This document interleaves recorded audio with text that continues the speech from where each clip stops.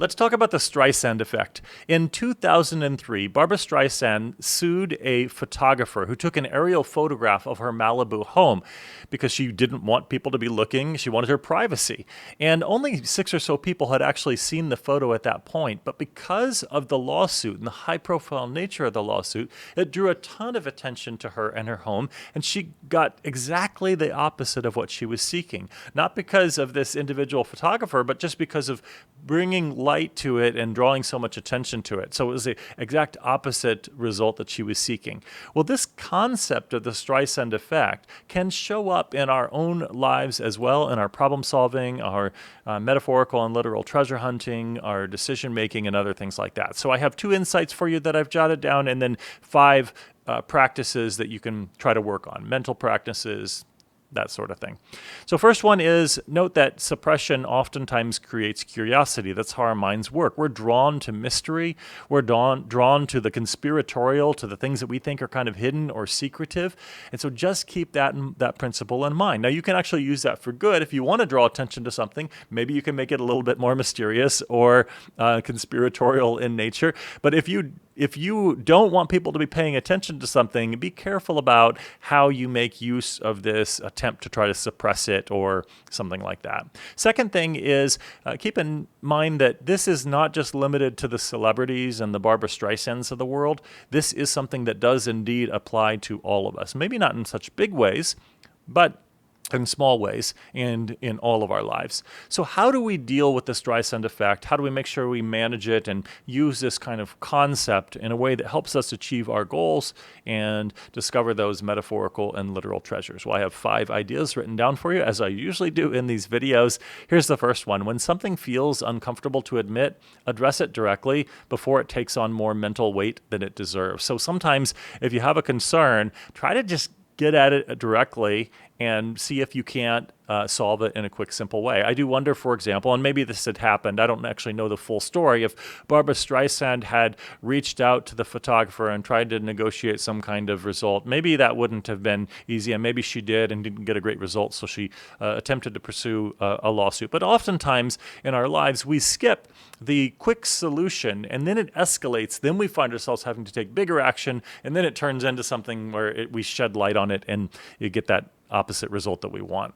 The second one is, don't hide a flaw in your logic or your process. Own it, and then it begins to lose its power to really distract you or others.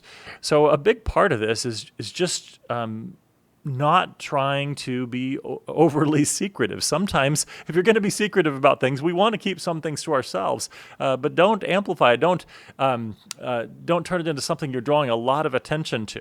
And if you do hide a flaw, you can just sort of, or if you do have a flaw and you're a little embarrassed about it, sometimes just acknowledging it quickly and moving on is a better way of addressing it, and then you can actually just move on. It doesn't absorb a lot of your own thinking. The third one is, in problem solving and design, let the important things guide your intention, not your effort to really hide the unpolished parts along the way. And really focus upon that which is most important. You can get drawn into, as the one on the other side of the Streisand effect, as you're kind of hearing news about something, you can be drawn, and your attention can be drawn to this kind of conspiratorial element, but keep your eyes on the prize. Stay focused on the problem you're trying to solve. Don't get too distracted by kind of the hype that can pop up around. The next one is, when you're dealing with things like puzzles and quests, hiding something well means oftentimes not signaling that it's hidden.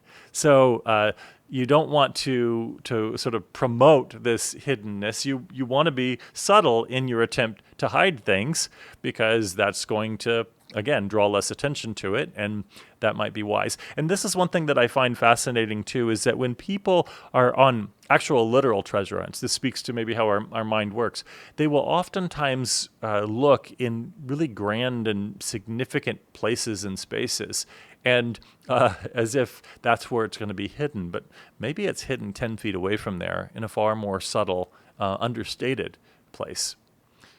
The fifth one then is, in your own thinking, pause when you feel the urge to suppress a thought. It might be the exact thought that you need to explore. And this one maybe goes a little bit beyond the Streisand effect, but it's on this concept of suppressing thoughts or ideas. Like if you have a thought and it's a little bit uncomfortable, or you really don't like where it's leading, but it might actually be a key to solving the problem, solving the clue, taking that next step forward, be careful not to suppress it. And again, that last one maybe isn't quite as relevant to the Streisand effect directly, but it's relevant to the sort of broader concept of suppressing things.